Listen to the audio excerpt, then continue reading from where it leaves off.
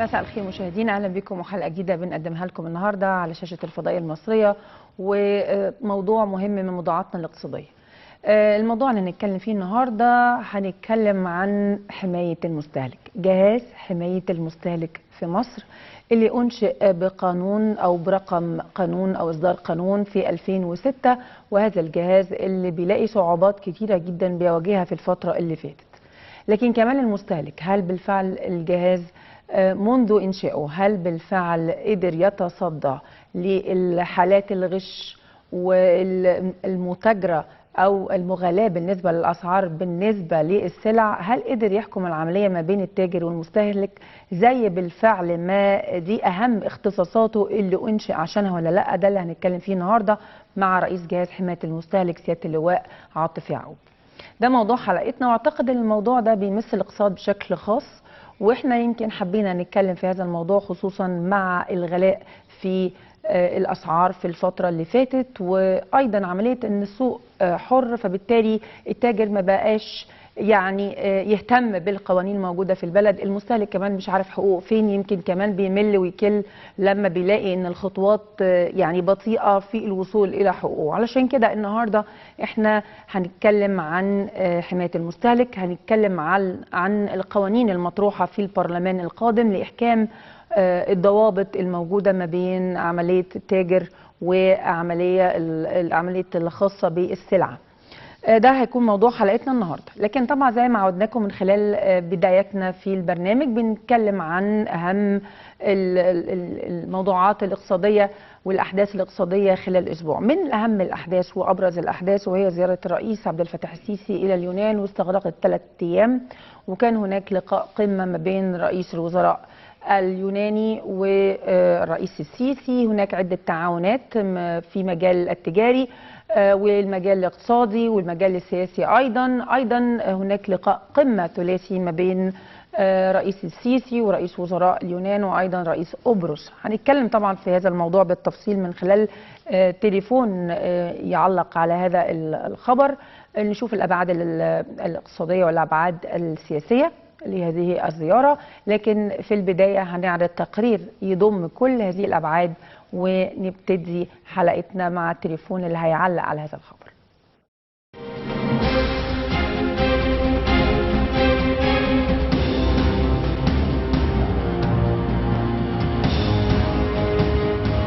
رئيس جمهورية مصر العربية. بين دول شرق أوروبا وأفريقيا تقع مصر واليونان عند مفترق طرق على طريق الحرير. هذه المكانة المتميزة أسست لعلاقات سياسية متينة ودشنت مرحلة جديدة من التقارب الاقتصادي والتعاون في مجالات الطاقة والنقل البحري، وهو ما أعلنه الرئيس عبد الفتاح السيسي ورئيس الوزراء اليوناني أمام مجتمع الأعمال المصري اليوناني من أثينا. وفي هذا الصدد قامت مصر باتخاذ كافة الخطوات وإصدار التشريعات المطلوبة لخلق مناخ جاذب لرؤوس الأموال والاستثمارات الخارجية، بما في ذلك إجراءات رادعة لمكافحة الفساد وإزالة كافة المعوقات البيروقراطية وتسهيل الإجراءات المرتبطة بتسجيل الشركات الجديدة الراغبة في العمل بالسوق المصري. رئيس الوزراء اليوناني أليكسيس تسيبراس عرج إلى ضرورة الاستفادة من التطورات الإقليمية والدولية في المنطقة خلال السنوات العشر الأخيرة بفتح مجالات التعاون للتجارة العابرة، مؤكدا أن الحكومة اليونانية سوف تعمل من أجل المزيد من مجالات التعاون في مجالات أخرى كالمنتجات الزراعية ونقل المعرفة التقنية. إن موارد الطاقة تعد مصادر يجب علينا أن نستغلها في إطار التعاون والسلام في المنطقة بشكل أوسع، ولا تكون مصدر للانشقاق والصدامات في منطقتنا. كما شهد المنتدى مراسم توقيع عدة اتفاقيات بين أكبر الموانئ اليونانية ومينائي الإسكندرية ودمياط في مجالات النقل البحري واللوجستيات.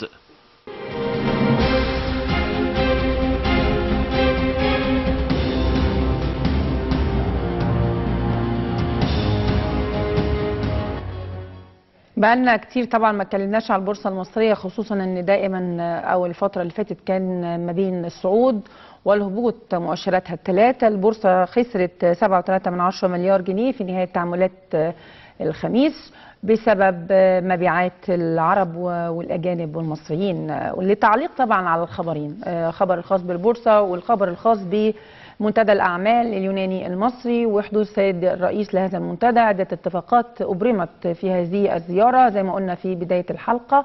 هيعلق على الخبرين دول السيد محسن عادل، وهو عضو في مجلس التنمية الاقتصادية وأيضا خبير اقتصادي. أهلا بك يا أستاذ محسن. اهلا وسهلا يا فندم. بعد مساء الخير، بداية خلينا نعلق على البورصة الأول. موضوع الخسائر اللي بتتكبدها البورصة في الفترة اللي فاتت، إيه الأسباب؟ أنا وجهة نظري الشخصية إن إحنا بدأنا نتأثر من جديد نتيجة نقص السيولة مع اقتراب عطلات نهاية العام بالمشكلات اللي بدأت تظهر فيها أسواق المال العالمية. حتى يعلم فقط المشاهدين، لأن هذا الأمر لا يحظى بشكل كافي بالاهتمام الإعلامي، هناك تراجع حاد في اسعار النفط على مستوى العالم لدرجه ان احنا وصلنا الى مستويات تقترب من ادنى مستويات للنفط في الازمه الماليه العالميه في 2008. اليوم يتداول خام برنت دون مستوى $39 بعد ان كان ب $120 في نوفمبر من العام الماضي. نتحدث اليوم عن ان خام تكساس وصل الى مستويات اقل من $37، والنفط برميل النفط الكويتي وصل الى مستويات $32. هذا الامر بيصيب العالم الان بازمه من المشكلات انعكست على اسواق المال العالميه وتسببت في تراجع حاد جدا على مدار الاسبوع الماضي في اسواق المال العالميه واسواق المال العربيه على وجه الخصوص، وده اللي دفع المتعاملين العرب الى التخارج من اغلب الاسواق في المنطقه ومن ضمنها السوق المصري، وده اللي اثر على اداء البورصه المصريه، بالاضافه الى ان اسواق المال العالميه اليوم بتشهد تراجعات حاده، خاصه الاسواق الماليه الاسيويه اللي بتشهد ضغوط كبيره منذ تبطع الدولات وحتى انتهائها، وده امر يمكن تسبب بشكل واضح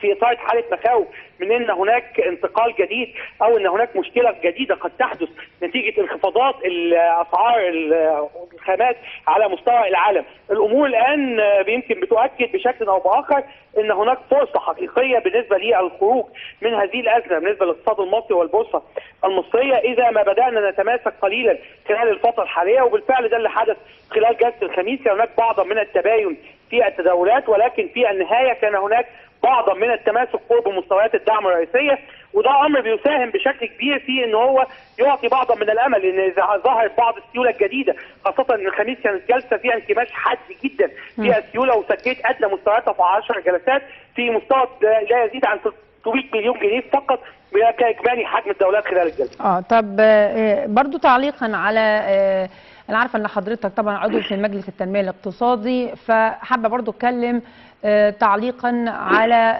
زياره الرئيس الى اليونان والجدوى الاقتصاديه في لقاء القمه الثلاثي ما بين اليونان ومصر وقبرص.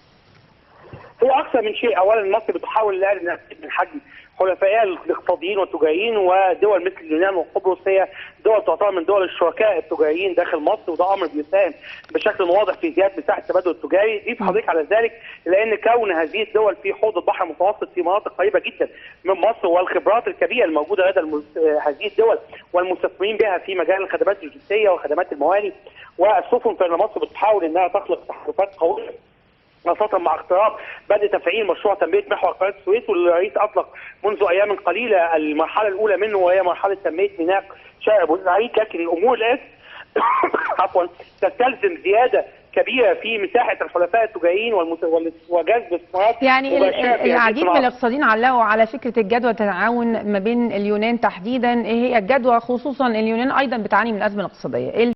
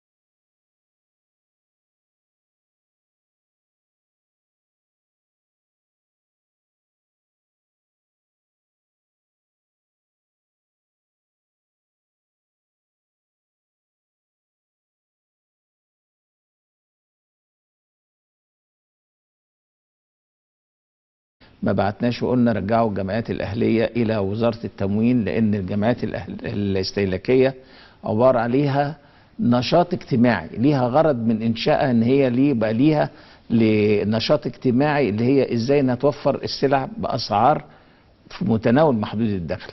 الفترة اللي هي كانت موجودة في وزارة الاستثمار ما يعني بمنتهى الصراحة كان الغرض لو احنا كنا أي واحد كان هيديرها في ذلك الوقت الفكرة يديرها بالفكر الاستثماري.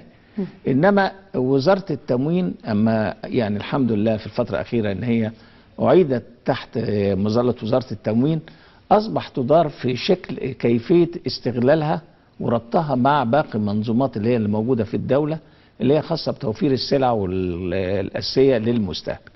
فارتبطت بالتطوير، ارتبطت بان هي طرح السلع فيها في الوقت الناس كانت تقول القطه ب10 كنت تلاقيها ب4.5، في الوقت اللي كان الناس بتتكلم على اللحوم البلديه تجاوزت ال100 جنيه اصبحت كانت ابتدت ب40 ودلوقتي في 50 اللحوم البلديه اللي موجوده، اللي اصبح ان في اللي هي الدواجن، واصبح في اللحوم اللي جايه من البرازيل ومن الارجنتين ومن اورجواي، اصبحت ان هي ما كانش كمان كانت بتوصل من 35 ل 40. فاذا اصبح ليها دور ابتدت تشتغل فيه.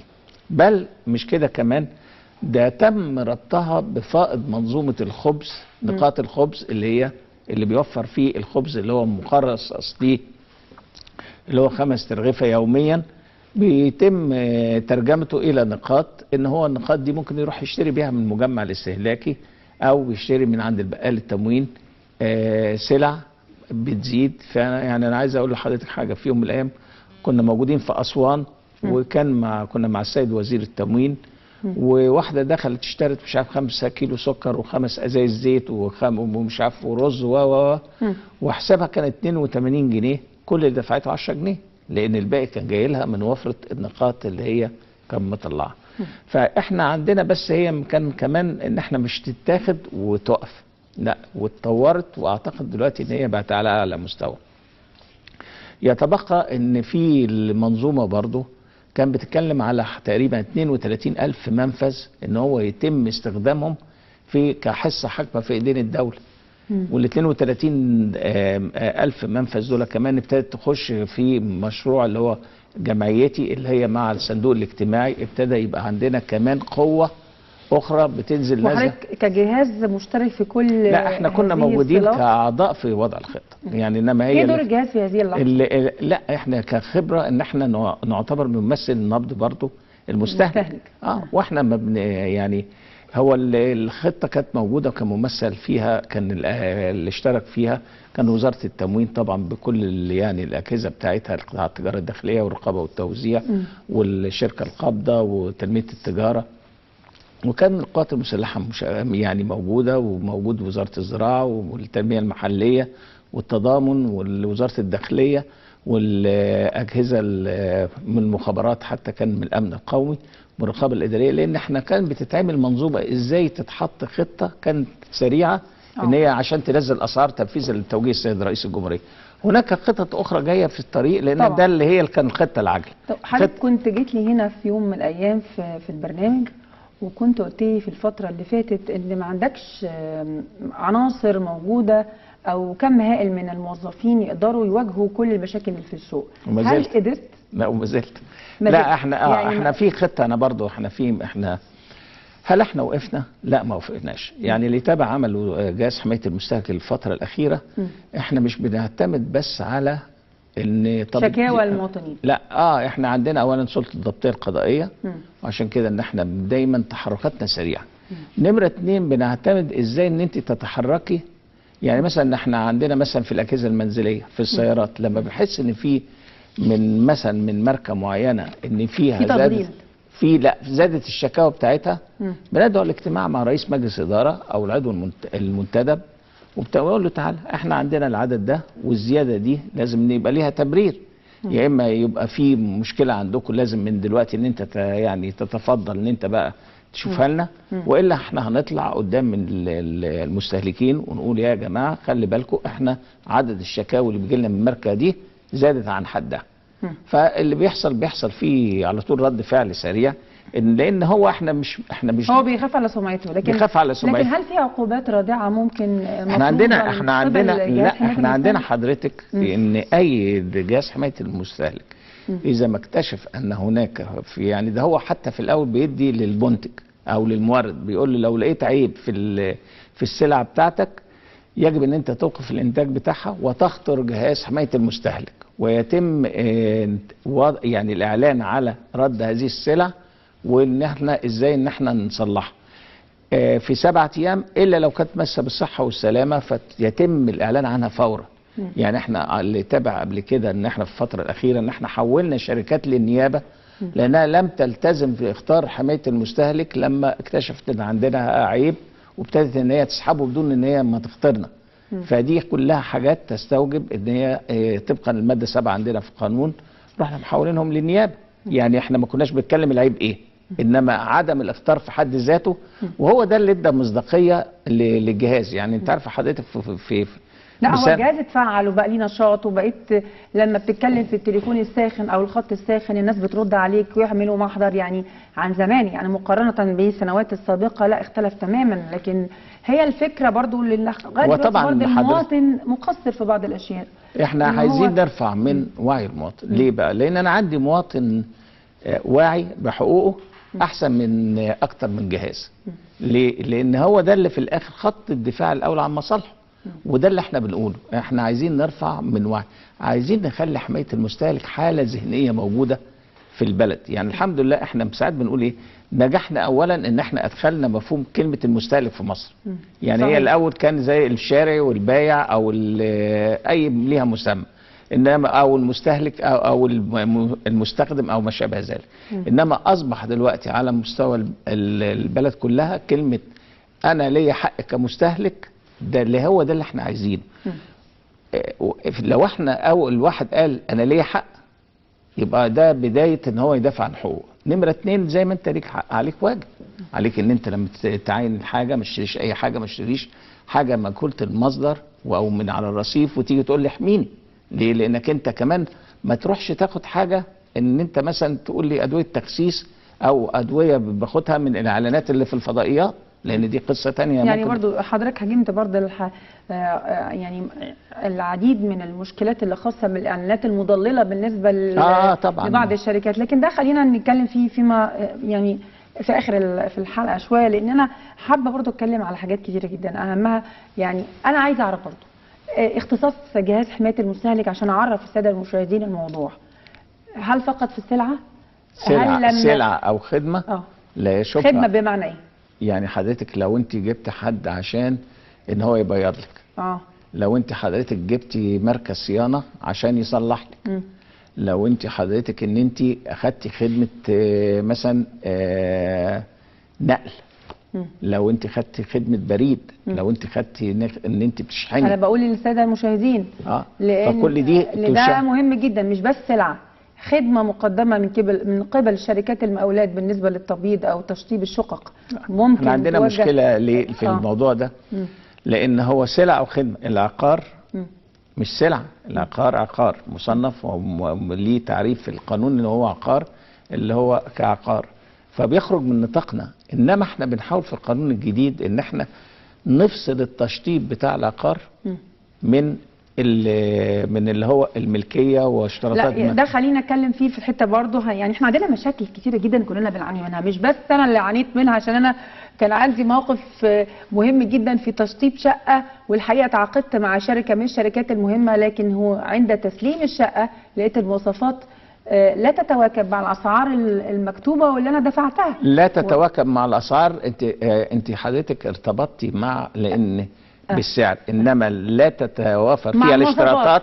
المواصفات ما هو سعر عالي يجب يبقى مواصفات جيده، سعر رخيص يبقى انا رضيت بالمواصفات الجيده. لكن انا مش بتكلم على مشكلتي تحديدا، لكن انا بعرف الساده المشاهدين. طبعا هي فكره الاجراءات والتحقيقات والضبطيه القضائيه والشكاوى والورق وهنا وهناك ودفع فلوس من هنا ودفع فلوس من هناك، علشان اكيد هيبقى لا احنا ما عندناش فلوس الا في حاله واحده. يعني لا يعني ان ما حدش بيتكلفل. انا كمواطنه حسيت ان الاجراءات طويله وكبيره، في بعض اللحظات ممكن اتراجع. ناس كتير من الساده المواطنين بيقولوا ان احنا مش بس شقق، بعض موضوعات خاصة بالصيانة مثلا، يعني بعض الشركات أو الماركات اللي خاصة بالغسالات أثبتت فشلها في السوق وكمان الصيانة بتاعتها غير جيدة. هل ممكن يبقى في تحرك من الجهاز في حين أي مواطن ممكن؟ ده اللي أنا قلته في الأول. لو احنا جالنا عدد من الشكاوى حسينا ان مثلا افرض ان الشركة دي انتجت مليون قطعة بس جالي 50 مثلا شكوى من المليون، فاحنا برضه كل شكوى من ال50 ليها اعتبارها، مش هنقول ده الشركة بايعة مليون وجالي 50 بس، فهنحل ال50. انما لو لقينا ان المعدل زاد عن بنسبة وتناسب ان المطروح في السوق زاد من عدد الشكاوى بالنسبة للمطروح في السوق، لا على طول بنتوقف. هنا فيه بيبقى واقفة الوقفة، لان في العادي بيبقى ما بين مثلا ان هي ادارة الشكاوى او اللي هو احنا محددين لكل شركة من الشركات اللي بتشتغل في جمهورية مصر العربية ونقطة اتصال. يعني لو بيجي عندنا مع إدارة الشكاوى، علشان احنا اول ما بنتلقى الشكوى بيجي اللي هو مثلا مسؤول نقطة الاتصال مع الشركة كذا بيكلمه يقول لهم احنا عندنا في شكوى من فلان الفلاني او فلانة الفلانية في الحتة الفلانية، فتصلحوا وتردوا علينا. على طول بيتجاوبوا صلحوا، بيروح مكلم الشاكي يقول له يا ترى انت اتحل لك مشكلتك؟ قال لي شكرا، خلاص غيروا لك مثلا السلع المعيبه، يبقى انتهينا على كده. انما لو احنا تصادف بقى ان لقينا عدد الشكاوى زاد، يبقى انا عندي هنا مش هستنى لما اخليها ظاهره. عشان كده دايما بنقول في الجهاز عندنا لما يكون نطفت كبريته ولا الستاره اللي ولعت من الكبريته ولا البيت اللي ولع بالستاره، كل ما كان تحركنا سريع كل ما احنا قدرنا احنا اللي هنستريح. يعني لان العدد لو زاد طب ما هو ده جهد ووقت واحنا ممكن نستغل في حاجه ثانيه، يبقى احنا نبقى نشتغل بمفهوم الوقايه خير من العلاج. طب العقوبات اللي بتقع على التاجر المتسم بتهمه الغش والتدليس بالنسبه للمستهلك، او الشركه اللي بتنتج منتج ودون المستوى، او الشركه اللي عندها منتج دون المستوى وايضا مستمر في السوق، وكمان المستهلك ما بيقدرش يرجع او يستبدل يعني المنتج ده مكان منتج اخر، ايه العقوبات الرادعه علشان السوق ينضبط؟ لا هي بص حضرتك، هل محتاج عقوبات اكتر؟ لا ما هو احنا في القانون الجديد احنا مزودين العقوبات قوي. بمعنى ايه يعني القانون الحالي بيقول من 5000 ل 100,000 جنيه. القانون المقترح احنا واصلين فيها المليون جنيه. يعني مثلا عربيه تتجاوز اكتر من 2 مليون جنيه و3 مليون جنيه، وطلع مثلا فيها عيب ان هو من الاول وان هو بنطلب مثلا يغيرها، طب اقول لك ما ندفع الغرامه وخلاص. يعني والتاني بقى يبقى يخش على مدني. فاحنا مغيرين في القانون الجديد، خلينا ان احنا وصلنا بالعقوبات لمليون جنيه والنشر في جريدتين وساعتين انتشار، وان القاضي بتاع المحكمه الاقتصاديه يحكم في الشق المدني. عشان كان بعد كده بيحصل ان في الناس طول الاجراءات هو اللي بيوصل للكلام ده. فاحنا كل اللي احنا شايفينه ان هو كان يعني بيعوق انتظام السوق، لان احنا مش ضد التاجر ولا ضد الصانع، بالعكس التاجر او الصانع ده جزء اصيل في الناتج القومي. لان هو يعني كصانع مثلا عنده ناس بتشتغل، ناس بتاخد مرتبات تنزل تدورها في السوق، والحلقات اللي هي الاقتصاديه بتدور في الاقتصاد القومي. انما احنا ضد ان واحد يفتكر ان هو فوق القانون، لان مفيش حد فوق القانون. انت ارتكبت جرم لازم ان انت تحاسب عليه. وانا دايما اقول الكبير لازم يكون مثال في السوق. يعني انت عارفه حضرتك، انا مثلا من يومين كان عندي طلع على الانترنت ان في مثلا سخانات بتتحرق فعلا. فرحنا على طول ان احنا متصلين بالشركه، تعالوا اقعدوا معانا. جه قعد عندنا مدير التصنيع وفي نفس الوقت جبنا شركائنا اللي هو هيئه الرقابه الصناعيه ممثله في رئيس الهيئه، وقعدنا عشان نشوف هل هناك ظاهره ولا دي في حاجه. فاكتشفت حتى الان ان احنا يعني انا مش عايز استبق الاحداث، بس لما قعدنا وابتدينا ان احنا نشوف لقينا ان هي عدد بسيط جدا اتحط، ومنها حاجات من 5 سنين وحاجات من تكررت، وفي حاجات تانية ان كان فيها اغراض شخصيه. وده الناس دلوقتي حتى المصنع ابتدى يبقى يشكر التحرك السريع. لان انا لما بتحرك انا بتحرك عشان اولا احمي المستهلك، وتاني واحد لازم اتحرك عشان احمي الصانع، لو الصانع سليم وفي مثلا بلاك ميلينج او في نوع من الابتزاز بشكل او باخر، نكشف الحقيقه فين، وبعد كده نقول ان مفيش حد فوق القانون. لو الحقيقه انتهت الى ان في حاجه بايظه، لا نوقف الخط. لو في لو عايزه نسحب ان شاء الله نسحب ايا كان، لان احنا مش هنغطي على حقيقه ممكن ان هي تؤثر على سلامه الارواح بشكل او باخر. طيب انا برضو عايزه اوضح للساده المشاهدين ان برضو علشان الجهاز يتحرك لازم يبقى فيه برضو دور على المواطن، مش بس يتصل بالجهاز او الخط الساخن. الويب سايت بتاعكم او الفيسبوك اللي احنا يمكن كاتبينه على الشاشه، او يا ريت الاستاذ جلال فهمي يكتبه على الشاشه مره ثانيه، www.cpa.gov.eg.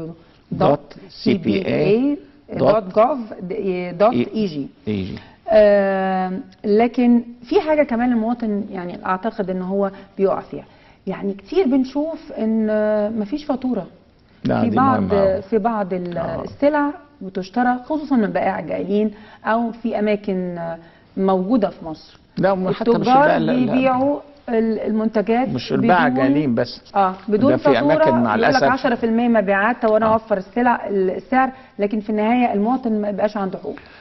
اللي في الحقيقه القانون القديم كان بيتكلم بيقول الفاتوره وجوبيه في حاله طلبها. يعني حضرتك بتروح الوضع اللي احنا بقى يعني لما رجعنا الموقف لقينا الناس بتروح تقول له انا عايز فاتوره. انا سمعت رئيس جهاز حمايه المستهلك بيقول بحق فاتوره، بقول له طيب عايز فاتوره احط لك 10% زياده ضريبه مبيعات. فبقول له لا متشكر. بياخد حاجته يروح يلقى فيها عيب يرجع له تاني ما يعرفش يرجع، يقول له لا دي انت ما خدتهاش مني، انت بدلتها، ما فيش ايه اللي يثبت ان ما اعرفكش. عشان كده احنا في القانون الجديد عاملين الفاتوره وجوبيه، يعني مش لازم بقى نطلبها، والسعر شامل. يعني لو ليه بقى؟ لان ساعات بيبقى فيه منتج جاي من بره وهو بيفرج عنه في الجمارك واخد ال 10%، يجي لما بينزل يقول له انا عايز فاتوره ويقول له هات 10%، ده 10% تاني اخدها التاجر حطها في جيبه، حطها مرتين. طبعا يعني ده ما فيش حاجه في الدنيا بالطريقه دي. فاحنا قلنا السعر شامل والفاتوره وجوبيه، وما يبقاش بقى ايه على على الطلب بتاع المستهلك. انا اعتقد ان دي اولا هتؤدي الى انتظام الاسواق، هتبقى الاقتصاد كله مقروء قدام الدوله. 2 المستهلك يقدر يثبت حقه بمنتهى السلاسه. وكمان في القانون احنا بيقول انت عارفه حضرتك ان من حق المستهلك انه يرجع السلعه لو فيها عيب خلال 14 يوم. احنا لقينا ان الفتره ال 14 قليله شويه، مش لان بيحصل ساعات كمان ان بيتعمدوا ان هم يطولوا ويقول له طب تعالى بكره، طب استنى، طب احنا فيعدي ال 14 يوم. بعد ال 14 في امريكا 3 شهور. يعني في كده بعض الاحيان في بعض احنا هنعملها سنه. سوري، احنا هنعملها شهر. بحيث ان الشهر ده يبقى كافي قوي. واثنين بعد كده التنافسيه ممكن تخلي ان في ما لم يكن هناك اتفاق افضل. يعني لو واحد جه قال له انا هرجع لك خلال سنه، اقول له لا يبقى ماشي، يبقى لا بلان في اسباب موضوعيه ممكن يرجع له. يعني لو هو في مثلا محلات كبيره جايه مثلا من بره بتدي ميزه تفضيليه عن اللي في القانون. حتى القانون يقول لك ايه؟ ما لم يكن هناك اتفاق افضل للمستهلك. يعني لو انا بقول ان انا هوصل بيها لشهر، واحد جه قال لي هدي له 3 اشهر، هدي له 6 اشهر، هقول له لا ده القانون بيقول شهر. لا هنقول له احنا موافقين طبعا لان القانون بيسمح بهذا. ده بالنسبه للسلع. طب بالنسبه للخدمات، يعني حضرتك قلت لي خلصنا موضوع التشطيب، لكن العماله في مصر دلوقتي جميع انواع العماله في مصر ما عندهاش رخصه للعمل، والناس بتدور على عامله ما بتلاقيش، فما بتلاقي الحمد لله لقينا عامل اللي يعمل لنا يعني سباكه ولا يعمل لنا كهرباء، وفي نفس الوقت في بلطجه مين اللي قال انه سباك؟ ما هو مش عارفين يعني ازاي تتحكم. ما هي دي برضو اعتقد انها خاصه بالجهاز. احنا حطيناها ايه بقى يعني حطينا اولا البنود اللي حضرتك حطيتها في القانون. في القانون الجديد احنا حطينا حاجه وقلنا ان يجب ان يكون هناك تعريف للمهن اللي هي الحرفيه. يعني وبقولها اللي بيحصل عملا ان بيجي حد يقول انا عايز سباك، بيجي له حد مثلا البواب يروح يجيب له حد مين ده وانت ما تعرفوش، يخش بعد مثلا ما خلص وتيجي بعد اسبوع تلاقي جارك اللي تحتيكي بيقول لك الحقيني ان الميه نشحت في السقف لانه هو عمل توصيله غلط، بتضطر ان انت تهدي حمامك كله. او ان مثلا يجي يقول لك التكييف بايظ، بتضطر يجي هو يعملها بدون ما يحط الارضي ويولع في البيت. فاحنا طالبين، وكنا ابتدينا نتعامل مع او نتصل بوزاره القوى العامله للتعريف، عايزين ديفينيشن او تعريف لكل مهنه، ونحط لها هو ياخد التصريح بتاعه من مين. يعني يجب ان هو مثلا واحد يقول سباك اول، في وبعدين في الكهرباء في كهربائي مثلا ده متخصص لكذا وده لكذا وده لكذا، يبقى ليها تعريفات عشان واللي عايز كل واحد يبقى معرف ومقروء في الدوله. بصرف النظر عن التعريف، انا مقروء في الدوله او خد لاينسز وانا جبته وهو بيشتغل فردي. لما احنا انا عمل لي خدمه سيئه ما بعرفش الاقيه. ما احنا بقى بنقول هتعملوا ايه بقى في النقطه؟ لا، ما انت عارفه حضرتك، لانك انت لو جيت هتقول لك ايه ده حرام، ده هو عنده ايه عشان هتاخدي منه ايه. انما احنا عايزين، احنا في راينا انها دي هتبقى مرحله لازاي ان انت تدخلي هذه الشريحه التعامل فيها يبقى من خلال يعني كيانات، وفي نفس الوقت ان يبقى فيه هناك تامين على اخطائهم. لان النهارده افرض واحد ولع لك في البيت، افرض واحد ان هو بوظ لك الحمام بتاعك، هتعملي معاه ايه؟ انت هتيجي تقول لي، هيقول لك ده الراجل ده مش لاقي، يعني ده بيشتغل مره وثلاث مرات. هيصعب عليا، بس هي فكره ساعات احنا عايزين نقنن. بصي حضرتك، احنا كلنا بنسعى فقط التعريف ام يبقى عندي حقوق كمستهلك. لو في عامل بوظ لي حاجه اقدر اجيبه، فبالتالي يصلح لي اللي بوظه، او على الاقل الاقي بديل. ما بقول لحضرتك القانون المدني بيقول لك ايه؟ ما لحقني من خساره وما فاتني من مكسب. انما تعالي نشوف اللي هو الشريحه اللي انت بتتعاملي معاها، هل هذه الشريحه تقدر ان هي تستعوض لك اخطائها؟ طيب احنا بدل ما انا ادور ان انا عايز اجيب لك حقك من اللي اخطأ، طب ما انا احط لك واحد مؤهل في السوق، واحط اقول ما حدش يشتغل زي بالظبط عربيه. ينفع عربيه تمشي من غير نمره؟ يمشي عربيه من غير فرامل؟ يبقى ليه ما نشتغلش بطريقه منظمه وننظم السوق عشان اجنبك، بدل ما انت بتدوري في مين اللي هيجيب لي حقي لو حصل خطأ. طب ما انا اجنبك. يعني انا دايما بقول يعني المجموعه اللي معانا ايه، يا جماعه تعالوا نشتغل بطريقه ان احنا نمنع تعالوا حتى للشركات. هو الشركه دي لو هي اشتغل اللي هو الصيانه بتاعتها وما بعد البيع بشكل جيد جدا، مش ده منع ان الناس تيجي تشتكي عندي؟ ومنع ان انا اقعد ان انا استغل طاقه العاملين وطاقه والكهرباء والماء والكمبيوتر واقدر ان انا اوجه كل العمل بتاعي لحاجه تانية. فاحنا كل ما احنا بيبقى احنا سابقين بخطوه، كل ما احنا بنريح ب10 خطوات. فهو ده اللي احنا بنقول، ان الوقايه خير من العلاج. عشان كده تنظيم السوق بحيث ان كل يعني اما بتيجي تلقي حاجه بتجيب الناس. سيراميك مثلا في مشكله، بتجيب الناس تيجي تقول لهم ده ليه، بيشوفوها بيحلوا. بنجيب اولا حق المستهلك. مثلا ممكن يكون في مجالات العربيات، ممكن يكون في مجالات التلفزيونات، ممكن في الثلاجات، في الغسالات، في كل المجالات. يحضرني شيء بالنسبه للبراندات العربيات في مصر الغريبه، ان في بعض العربيات كانت معيبه في 2010 في 2011، مش عارفه اقول اسمها علشان طبعا اعلان. والحقيقه في كل انحاء العالم كان بيتم الاعتذار من قبل الشركه، وبالفعل تتيح الفرصه للمستهلك والمواطن اللي اشترى النوع ده من العربيه والبراند ده بالذات والسنه دي بالذات انه يرجع العربيه او ياخد فلوسه. الا في مصر ما كانش بيحصل كده. كان في صعوبه. ما كانش بيحصل كده. بس بيحصل دلوقتي. طبعا. يعني اي حد عنده عيب في عربيه من اي براند يقدر يرجعها. لا معلش، ما هو يعني خلينا بس ايه نقول ايه هو العيب. يعني مثلا ايه، لان ولا احنا جينا مثلا ايه، انا اصل العربيه اللي حصل فيها مثلا اي حاجه، عايز لا خد دي وهات لي واحده ثانيه يرجع استهلاك يعني قصدي حضرتك. لكن هي فكره لا لما يكون النوع نفسه معيب. العيب هنا اذا كان هناك عيب يؤثر على اولا السلامه، ده بنرجع على طول. لو في عيب يؤثر على استمتاعك بالعربيه، يفرض صوت اصبح عالي جدا مش قادر في الفتيس ولا حاجه، يعني في حاجات كده. عشان كده احنا عاملين عندنا لجنه الفنيه للسيارات دي، اكتر لجنه يعني ليها تؤلف عندنا.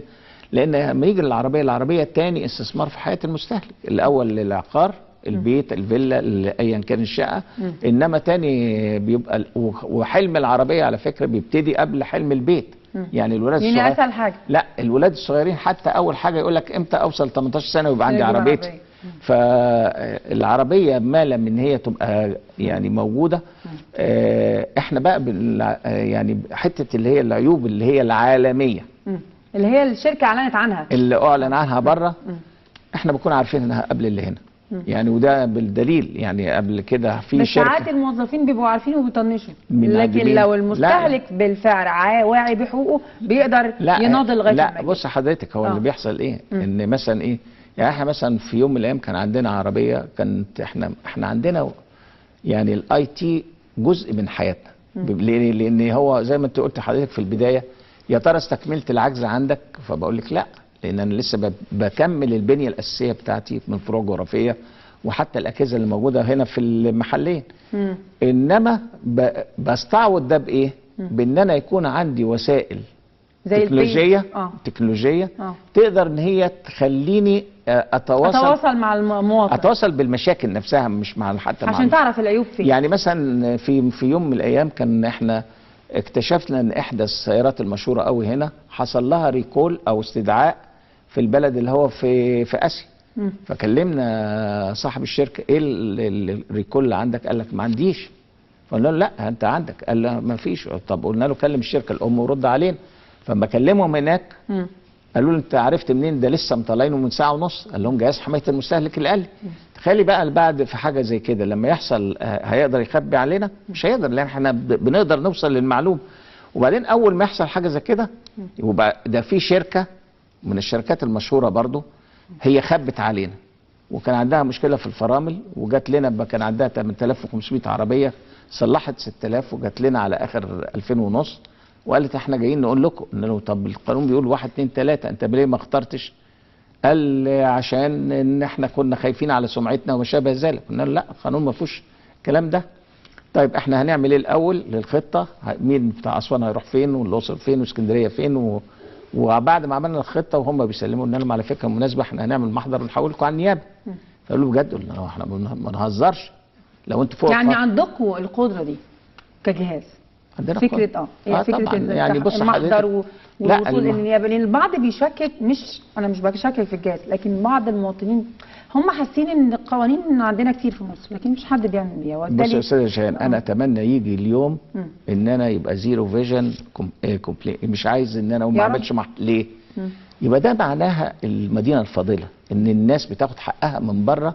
مش لازم انت خلي بالك ان ايه، في نقطه مهمه قوي احنا بنتكلم عليها، ان اي واحد بيجي يشتكي في جهاز حمايه المستهلك دي انت بتنتزعيه من سلامه اليومي، ان انا بقى عندي مشكله وبدور على طرف ثالث بيني وبين اللي هو اللي باع لي العربيه. معناه ان انا يعني هاخد من وقتي ومن جهدي، وخصوصا العربيات بيبقى ليها اجراءات فنيه، لان مش اي حد بيقول لي انا عندي كذا بقول له امين. لا، لازم ان انا ايه، ان احنا عندنا لجنه فيها برئاسه دكتور مهندس ومعاه دكتور مهندس من جامعه عين شمس، من هندسه عين شمس، ودكتور مهندس من جامعه المطريه، ومستشار الجهاز. وبيجي هو بيقول انا عربيتي فيها 1 2 3، وبيجي مندوب الشركه عشان كمان اللي هو كان زمان بيبعتوا لنا حد اداري او حد ملهوش في الفنيات. فاحنا لما اتفقنا معاهم قلنا لهم هاتوا لنا اعلى مستوى فني، فاصبح ساعات ان هم قاعدين في الجلسه يقول هو عنده حق احنا هنغير له العربيه، وعنده حق احنا هنصلح له، احنا هنغير له موتور، احنا هندهنها له، هنعمل له كل حاجه. يعني بتبقى بحسب، يعني مثلا عربيه ظهر فيها بارومه وهي لسه في اول سنه، طبعا هغير له العربيه كلها. انما مثلا لما تكون عربيه مثلا 5 سنين ما اقدرش ان انا بقى عامله مثلا 60 70 80 الف كيلو، فدي النهارده نسبه وتناسب.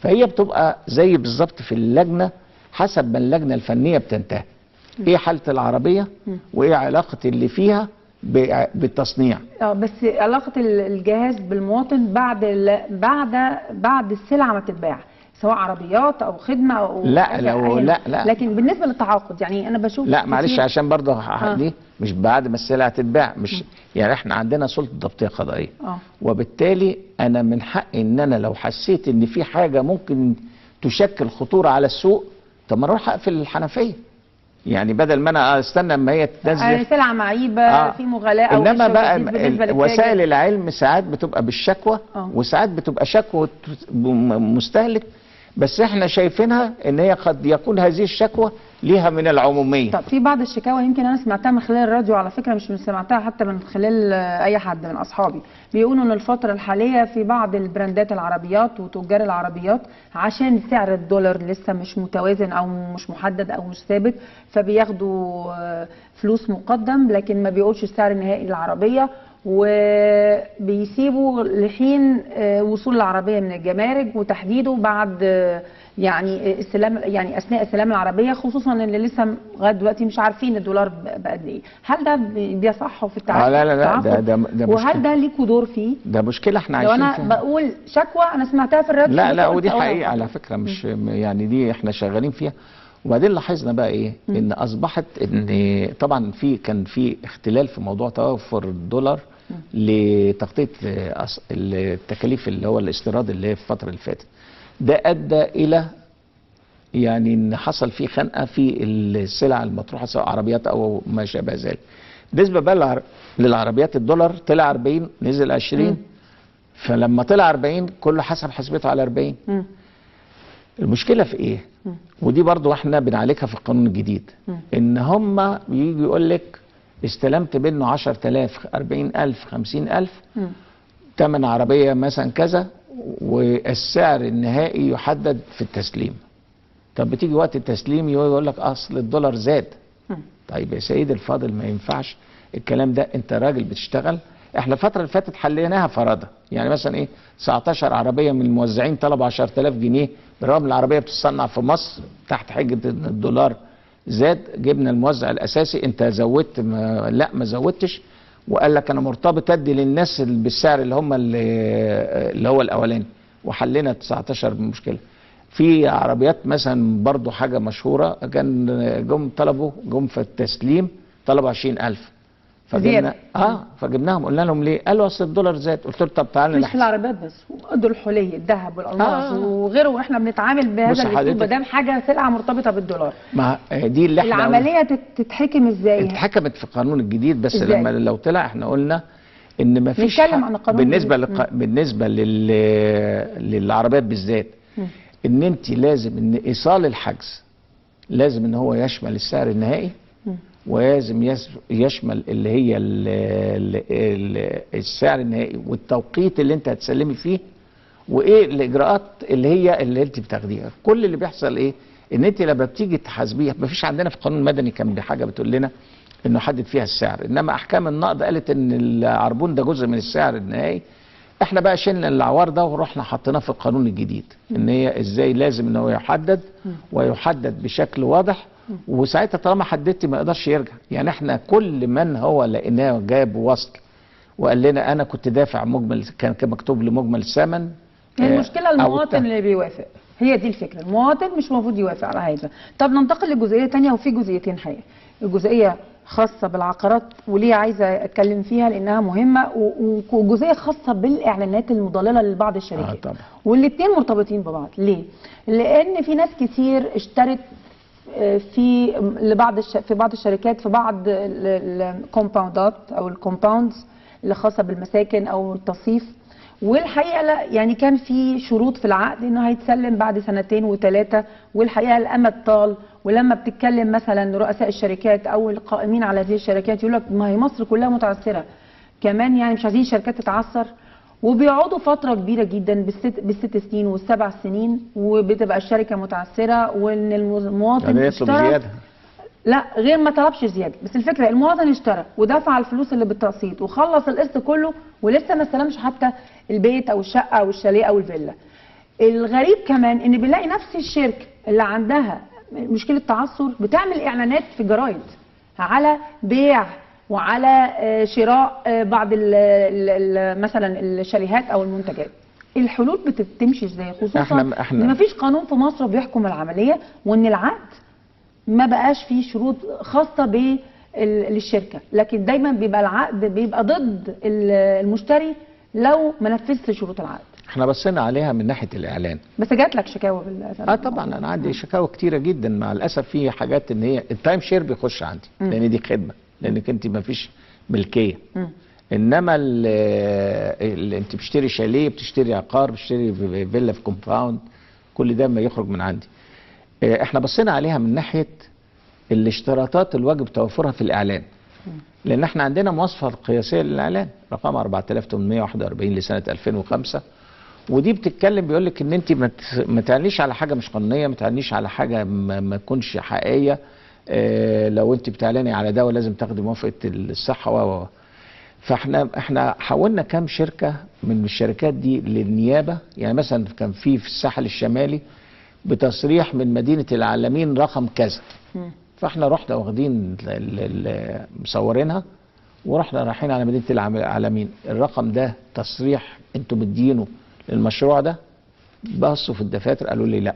يبقى اذا هنا ان عندي اعلان مضلل، لانه وضع المستهلك في خلط او لبس ان هو عنده ميزه ياخدها هي مش موجوده، ان ده مشروع كامل.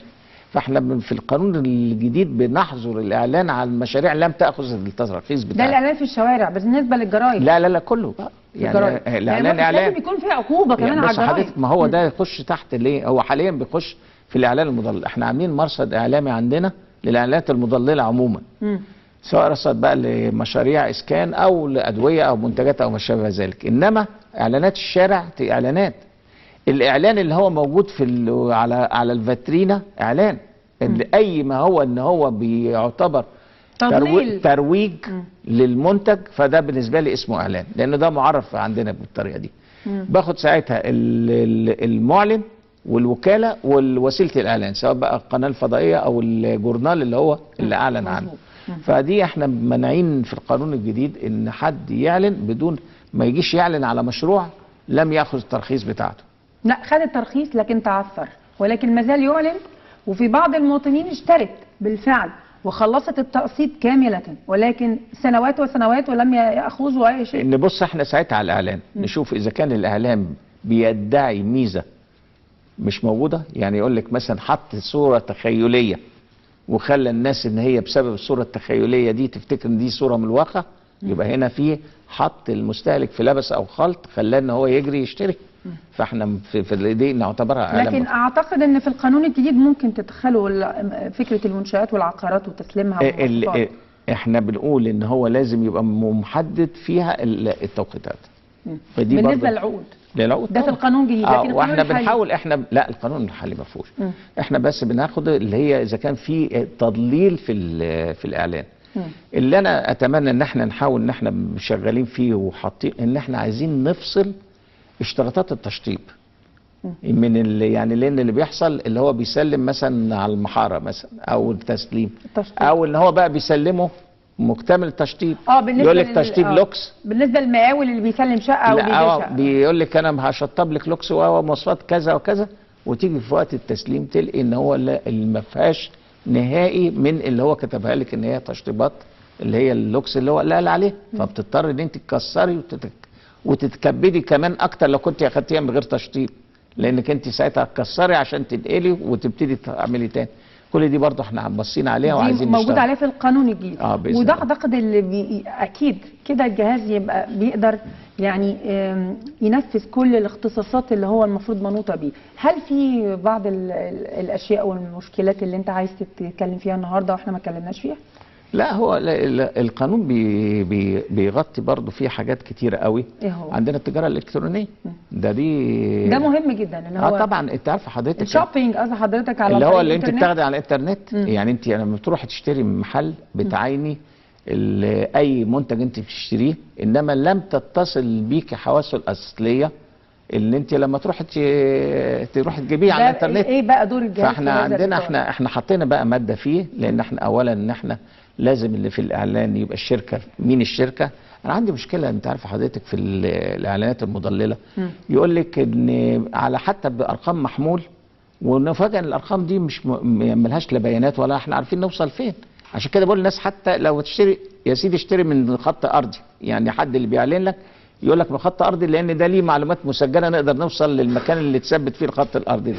احنا عندنا مؤخرا السيد وزير الاتصالات مشكورا في اخر اجتماع معاه وكنا بنعرض عليه موضوع الحاجات اللي هي خاصه بتاع الاتصالات، فحقيقي يعني اقتراح جيد جدا ابتدينا نفعله، ان كل التليفونات اللي تنزل اللي هي المحموله او التليفونات اللي بتنزل على الاعلانات المضلله اذا ثبت على طول هيوقفها، بحيث ان احنا كمان نسد مصادر الناس دي بتنصب على الناس ازاي. هايل. حضرتك قلت لي القدره التعبئه بتاعت الموظفين، هل بتواجه جميع المشكلات ولا لا؟ هل قدرت يعني بالفعل يبقى عندك ستاف قوي دلوقتي يواجه كل المشكلات الموجوده في جميع المحافظات؟ اولا احنا متفائلين. لاول مره السيد رئيس الجمهوريه يذكر جهاز حمايه المستهلك، وحمايه المستهلك تقريبا يجي 5 مرات في خلال شهرين. السيد رئيس الوزراء خلال ان هو المؤتمر الاقتصادي لجريده الاخبار ان هو كان قال من اهم يعني برامج الحكومه تنشيط جهاز حمايه المستهلك. احنا مقدمين خطه للتطوير بالكامل، لان احنا فكرنا استراتيجي ان احنا ازاي ان احنا نوصل لكل مصر. ما ينفعش ان انت حمايه المستهلك ان انت تبقي موجوده هنا يحصل لك حاجه نجيبها لك، وحد اهلنا مثلا في الصعيد او في الارياف وما عندوش الخدمه، لان دي خدمه الدوله يجب ان توفرها، لان دي من اهم ركائز العداله الاجتماعيه. ما بشكر حضرتك على وجودك معايا، واعتقد ان موضوع حمايه المستهلك من الموضوعات مهمه جدا. هنتقابل مره ثانيه بعد صدور القانون او مناقشه القانون باذن الله في البرلمان، ايام قليله ونبدا البرلمان الجديد ونشوف جلساته. بشكر حضرتك على وجودك معايا ومجهودك الرائع بالنسبه للمستهلك وبالنسبه للمشكلات اللي خاصه بالتاجر والمعاملات التجاريه. بس في النهايه عايزه اقول حاجه للساده المشاهدين، بالفعل البدايه مش بس من الجهاز، لا، البدايه من المواطن ان هو يعرف هو فين. اهم حاجه تلتزموا بالفاتوره، مش عشان تجيبوا حاجه او بضاعه رخيصه ارخص ب 10 جنيه او 100 جنيه فانتوا تضيعوا حقوقكم كامله، لان طبعا الفكره ان الفاتوره ده العقد اللي بين المواطن او المستهلك وبين التاجر. ده لو العقد ده فيه شروط اخلت فيه اكيد تقدر ترجع للدوله والقانون من خلال العقد. فارجوكم احموا نفسكم، احموا فلوسكم، واحموا منتجاتكم من غش التجار، وتفكيركم دايما ان الارخص افضل واحنا نجيب حاجتين بدل ما نجيب حاجه واحده. عموما بشكركم، الاسبوع القادم باذن الله نفتح ملف اقتصادي جديد من ملفاتنا الاقتصاديه. الى اللقاء.